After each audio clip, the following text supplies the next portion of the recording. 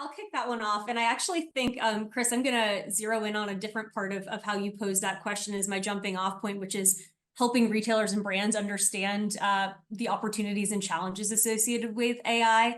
I think any conference like Shoptalk that is focused on innovation, there's a natural tendency to really be focused purely on the positives, the trillions of dollars of economic activity that could be attributed to, to your point, not even all of AI, but just generative AI in isolation is massive. And so I think the perspective that we come from is we want our audience to be really excited about the possibility of these technologies, but we also want to be really transparent about sort of where companies are on this evolution of adopting AI.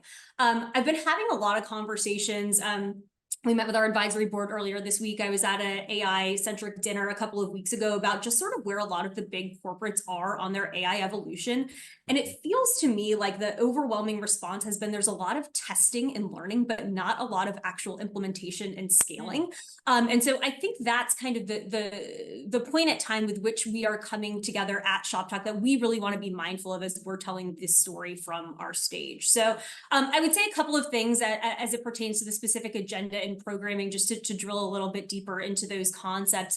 I think, as I mentioned before, we really want to be talking about sort of, case studies, actual use cases that are happening today that the audience can potentially learn from, as well as thinking about sort of, the next generation of this technology, where our speakers see its greatest possibilities for implementation down the road.